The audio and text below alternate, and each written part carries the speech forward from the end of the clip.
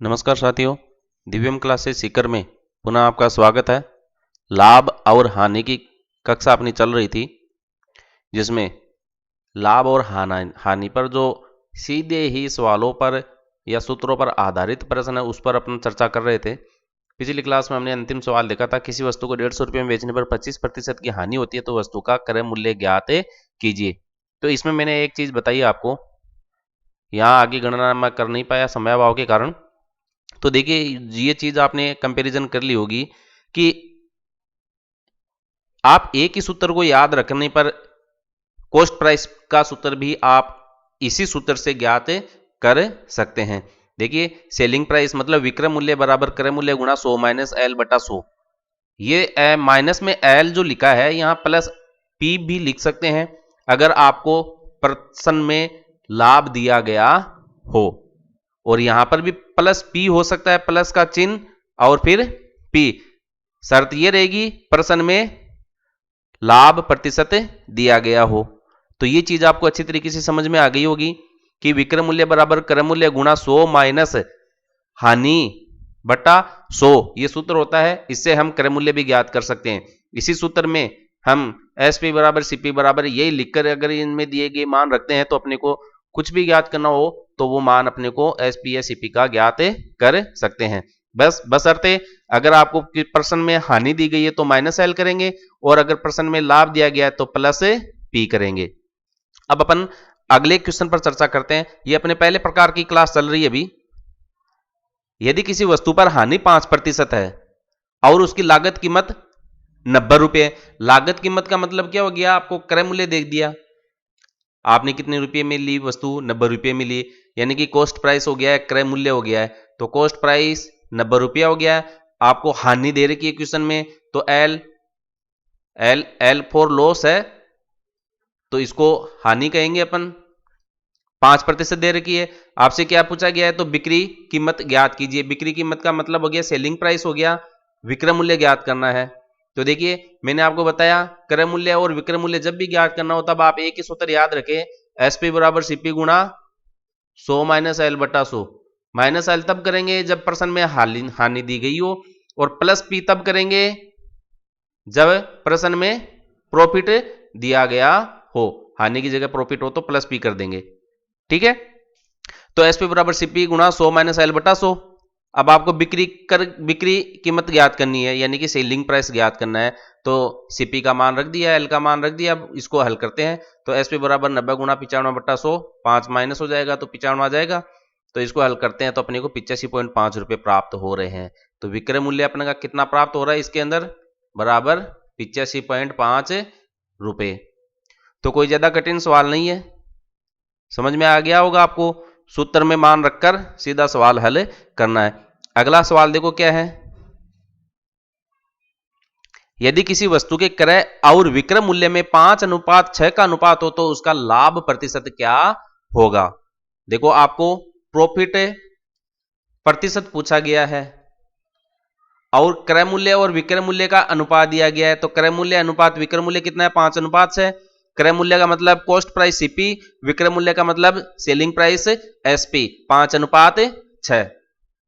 तो जब भी आपको अनुपात में दिए गए हो तो आप एक काम किया करो कि इनको आप अक्स से गुणा करके क्रय मूल्य और विक्रय मूल्य लिख लिया करो। देखो, ये क्रय मूल्य है 5 और ये 6 क्या है, विक्रय मूल्य है।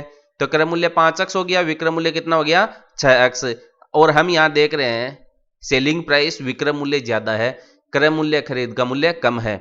तो कम में खरीद कर ज्यादा में बेचा, इसका मतलब सीधा सीधा हमें लाभ हुआ है।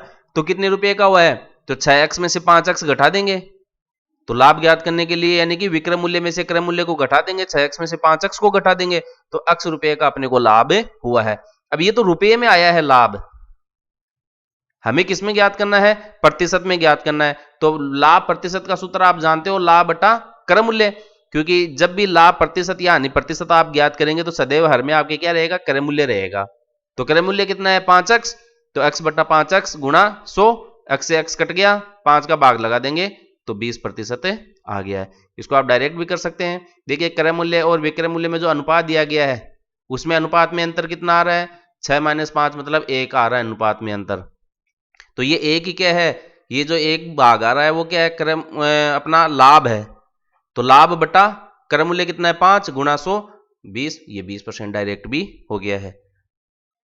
तो हर तरीके से सवाल को करने की कोशिश कीजिएगा, जितना ज्यादा आप सवाल को अभ्यास करेंगे ना उतना ज्यादा आप लोगों के लिए अच्छा है। अभ्यास का मतलब है 2 + 2 4 होता है, तो उसको भी एक बार तो आप लिखने की कोशिश कीजिएगा, ठीक है। अब देखो अगला सवाल देखते हैं अपन। एक आदमी ने कार 1,35,000 में खरीदी और उसकी मरम्मत पर 25,000 खर्च कर दिए। ये देखो इसमें एक्स्ट्रा खर्चा बता दिया। तो हमने एक शब्दावली पढ़ी थी ऊपर, ओवरहेड, ऊपरी व्यय। ऊपरी व्यय माल भाड़ा, किराया भाड़ा, गाड़ी टेम्पू का जो भी है, वेतन किसी को देते हैं अपन, कोई काम पर रखते हैं किसी व्यक्ति को, तो ये देखो यहाँ पर भी ऊपरी व्यय पर आधारित सवाल आ गया है।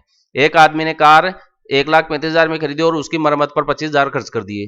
बताओ, कार 1,35,000 में लाकर 25,000 खर्च कर दिए, तो इसकी जो ये इन दोनों को जोड़ेंगे तो वो लागत मूल्य होगा, क्रय मूल्य के बराबर ही होगा। अब यदि उस पर 10% की हानि हुई, 10% की हानि हुई हो, तो उसने कितनी कीमत में कार को बेचा। हानि दी गई है, कितनी कीमत में कार को बेचा, तो सेलिंग प्राइस पूछ रहा है, विक्रय मूल्य पूछ रहा है। विक्रय मूल्य का सूत्र आप जानते हैं, विक्रय मूल्य बराबर क्रय मूल्य गुणा 100 माइनस एल बटा 100। इसमें भी देखो हानि दी गई है इसलिए माइनस एल लिखेंगे। तो एक बार तो मैं सूत्र की बात करूं तो देखिए सूत्र यहां लिख रखा है, विक्रय मूल्य बराबर क्रय मूल्य गुणा 100 माइनस हानि बटा 100।